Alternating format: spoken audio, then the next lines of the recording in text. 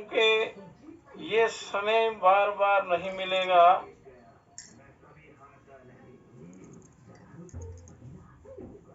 और यदि सुबह का भूला हुआ मनुष्य शाम को घर आ जाए, उसको भूला हुआ नहीं कहते, कि उस आत्म ज्ञान की जिज्ञासा पैदा हो जाए समय रहते रहते, तो इस जीव का उद्धार हो जाता है, कल्याण हो जाता है।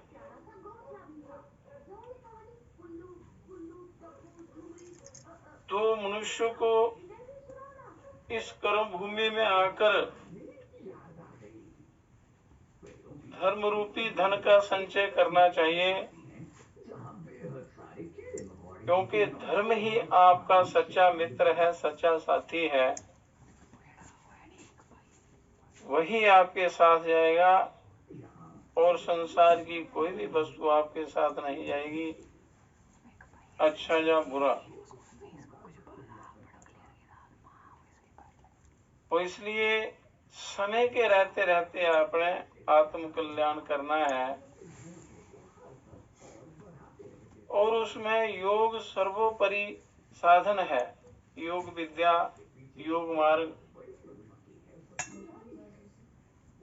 युक्ति युक्त योग साधना करते हुए अपने हृदय रूपी गुफा में रहने वाले उस परिपूर्ण ब्रह्म परमात्मा को प्राप्त करना है। और ओमकार परिपूर्ण ब्रह्म का ही रूप है, उसी का परम प्रिय नाम है। ओमकारं बिंदु संयुक्तम नित्यम ध्यायन्ति योगिना कामदम मोक्षदम चैव ओमकाराय नमो नमः। ओमकार से ही ये सारा संसार प्रकट होता है और ओमकार में ही लीन हो जाता है, ओमकार में ही इसकी स्थिति रहती है। तो इसलिए केवल ओम की साधना के द्वारा आप अपना उद्धार कर सकते हैं, कल्याण कर सकते हैं, क्योंकि ये मौका बार बार नहीं मिलेगा। और करोड़ों जन्मों के बाद मोक्ष का द्वार, ये शरीर रूपी मोक्ष का द्वार मिलता है, तो इसको स्वस्थ रखे बिना आप कोई भी साधन नहीं कर सकते, ना संसार का कोई कार्य कर सकते हैं और ना ही आत्म लाभ प्राप्त कर सकते हैं। क्यों? आत्मोन्नति के सिवाय और यहाँ पर कोई लाभ नहीं है। संसार में सारे विषय दुखों का घर है, सारा संसार आवागमन के चक्कर में पड़ा रहता है। उस आवागमन के चक्कर से छूटने के लिए परमात्मा ने आपको इतना सुंदर समय मौका दिया है। तो इसलिए अपने आहार, आचार, विचार, व्यवहार को पवित्र रखते हुए आपने आत्मोन्नति की ओर अग्रसर होना है, नहीं तो ये महाकाल इस जीवन को काल का ग्रास बना लेगा। क्योंकि समस्त शास्त्र, उपनिषद, वेद इत्यादि ये प्रेरणा करते रहते हैं कि जो आपके अंदर एक श्वास चलते हैं, प्राण का आवागमन होता है, प्राण संचार होता है, जिससे ये सारा जीवन चलता है। इस श्वास रूपी पूंजी का आपने पूरा पूरा लाभ लेना है, पूरा पूरा सदुपयोग करना है, और कोई भी श्वास आपने खाली नहीं जाने देना है, अन्यथा बड़ी हानि हो जाती है। क्योंकि मनुष्य सारे श्वास व्यर्थ के धंधों में जाया कर देते हैं, और अनंत दुखों को भोगना पड़ता है। उन दुखों को दूर करने के लिए, अधर्म को रोकने के लिए, धर्म की स्थापना के लिए ईश्वर को अवतार लेकर यहाँ पृथ्वी पर आना पड़ता है। और फिर अपनी लीलाओं द्वारा समस्त विघ्नों का नाश करके और धर्म की स्थापना करके, पुण्य का प्रचार प्रसार करके और परम कल्याणमय मार्ग की स्थापना करके वो अपने परम धाम में जाते हैं। अवतार होते हैं, उनके पूर्ण अवतार भगवान श्री राम और कृष्ण जी हुए।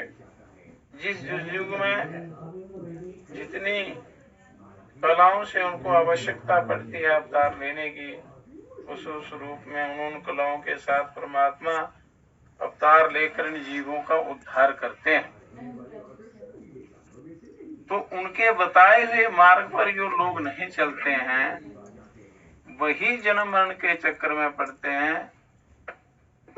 और जो उनकी बताई हुई विधि के अनुसार, युक्तियों के अनुसार अपना जीवन बनाते हैं, तो उनको सच्चा सुख मिलता है। विश्व भोगों में सच्चा आनंद नहीं है। ये इस जीव का पतन करने वाले हैं, उद्धार नहीं कर सकते, कल्याण नहीं कर सकते, क्योंकि जितने भी विषय और भोग पदार्थ हैं, संसारिक वस्तुएं हैं, ये सभी नाशवान हैं, इनका अस्तित्व नहीं है। और जिन वस्तुओं का अपना अस्तित्व ही नहीं है, वो दूसरे का उद्धार कल्याण कैसे कर सकती है। इसलिए मनुष्य को परमार्थ वस्तु आत्मज्ञान की प्राप्ति करनी चाहिए, अपने आप का अनुभव करना चाहिए।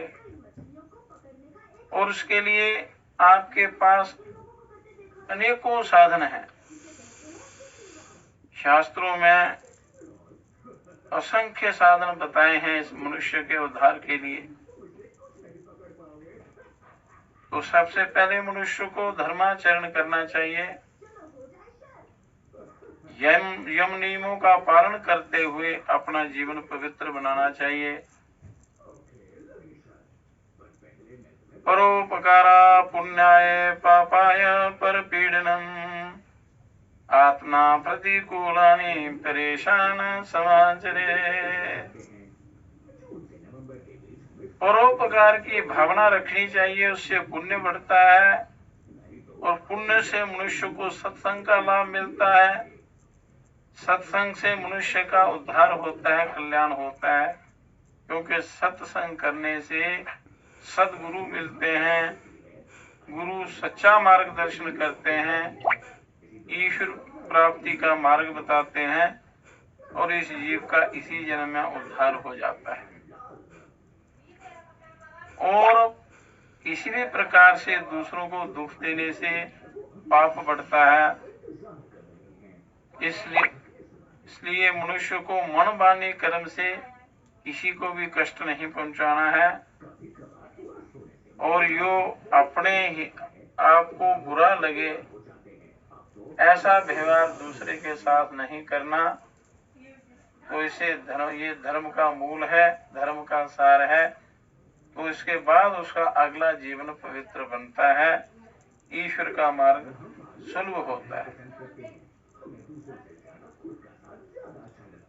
तो इस शरीर रूपी महारथ द्वारा मनुष्य को अपना परम कल्याण करना है। तो इसकी रथ की सुरक्षा करना, इसको पूर्ण स्वस्थ रखना, इसको पूर्ण बलवान बनाना आपके हाथ में है। क्योंकि आप यदि शुद्ध आहार, शुद्ध व्यवहार, शुद्ध विचार रखेंगे तो आपका हर कर्म पवित्र होगा। और जब तक आपका कर्म पवित्र नहीं होगा आपकी बुद्धि पवित्र नहीं होगी और आप उस ज्ञान पथ पर नहीं चल सकेंगे, क्योंकि निश्चयात्मक बुद्धि ही, पवित्र बुद्धि ही परमात्मा की तरफ ले चलती है, मन को सही दिशा में ले चलती है। जिस प्रकार कुशल सारथी चंचल घोड़ों को अपने नियंत्रण में रखकर सही दिशा में ले जाता है और रथ को बर्बाद होने से बचाता है और रथी को उस गंतव्य स्थान पर पहुंचा देता है बड़ी कुशलता से, उसी प्रकार आपने योग की कुशलता से आपने अपना उद्धार, अपना परम कल्याण करना है। सांझ पड़ी दिन ढल गया, बादल घेरी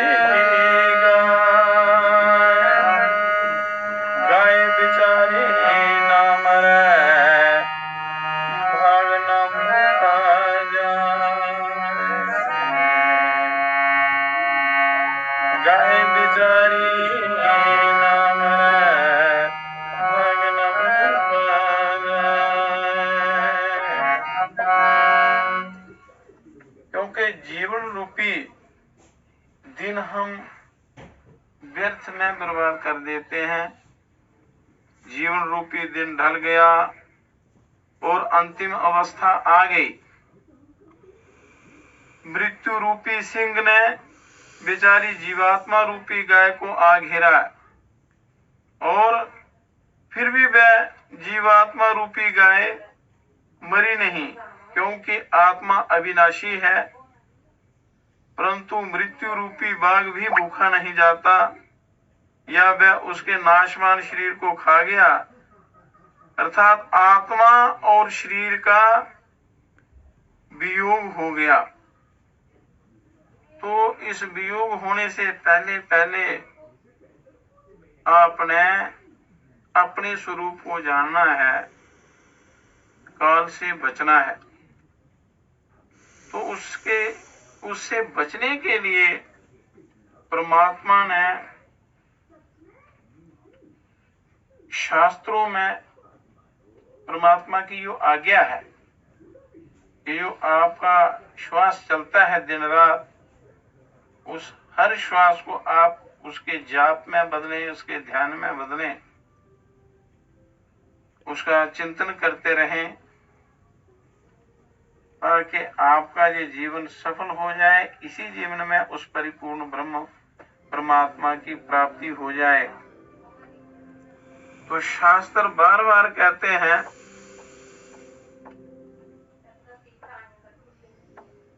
कि श्वास रूपी उस माला का चिंतन करते हुए, जाप करते हुए, जो अनमोल माला है, बिना मोतियों के, बिना धागे के, ऐसी माला है कि जो कभी टूटती नहीं, उसका निरंतर आपने ध्यान करना है, जाप करना है। तो शास्त्र कहते हैं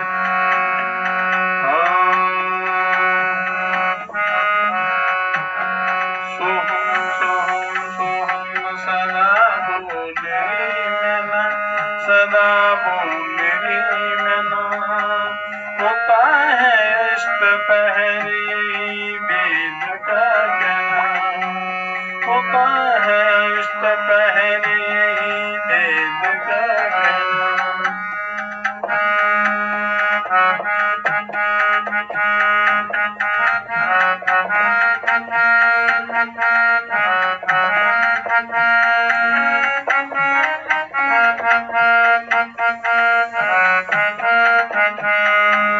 होता है अष्टपहर यही वेद का कहना। सोहम सोहम सोहम सोहम सदा बोले मैना, सदा बोले मैना, होता है अष्टपहर यही वेद का कहना, होता है अष्टपहर यही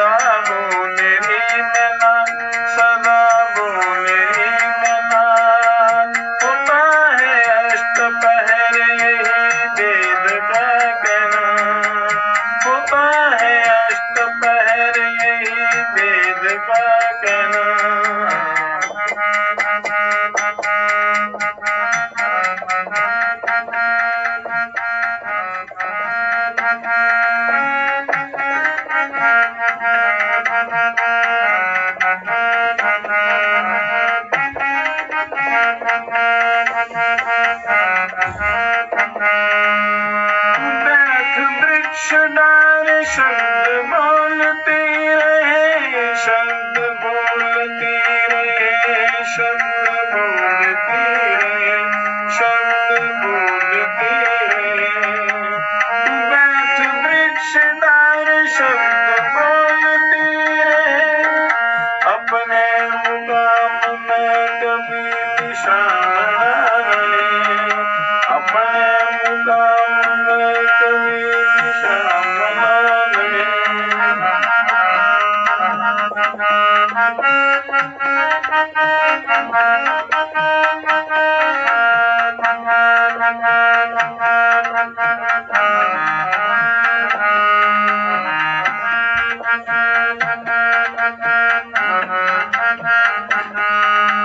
लगेगी भाज की झपट खुलेंगे तो नैना, लगेगी भाज की झपट खुलेंगे तो नैना।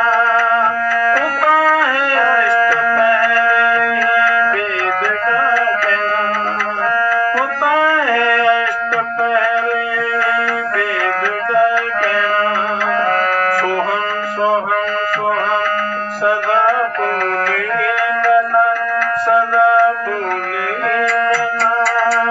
होता है अष्टपहर वेद का कहना, होता है अष्टपहर वेद का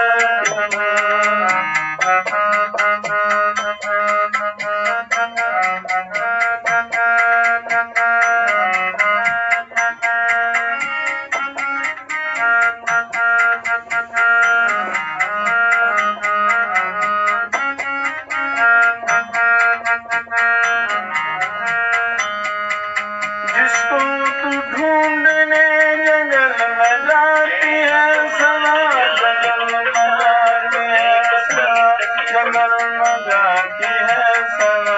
है तेरे पास नहीं होता कभी जुदा, वही है तेरे पास नहीं होता कभी जुदा।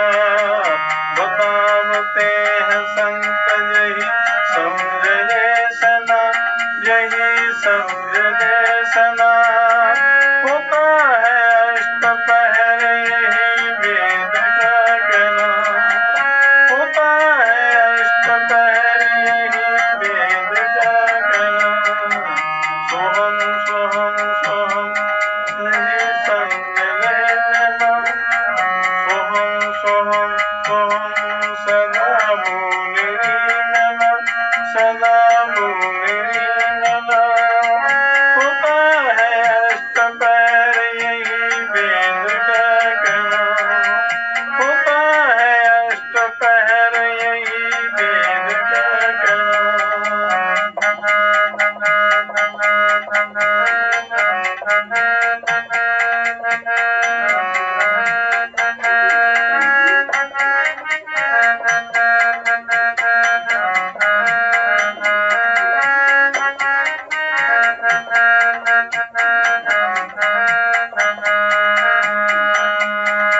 इस पिंजरे में बैठ भूल आपको गई, भूल आपको गई, भूल आपको गई, भूल आपको गई।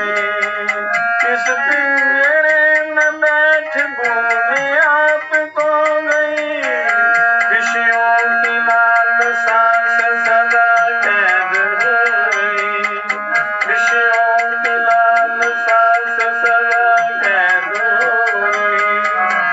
तू छोड़ दृश्य संग तभी पाएगी चला, तभी पाएगी चला। होता है अष्टपहर यही वेद का कहना, होता है अष्टपहर यही वेद का कहना।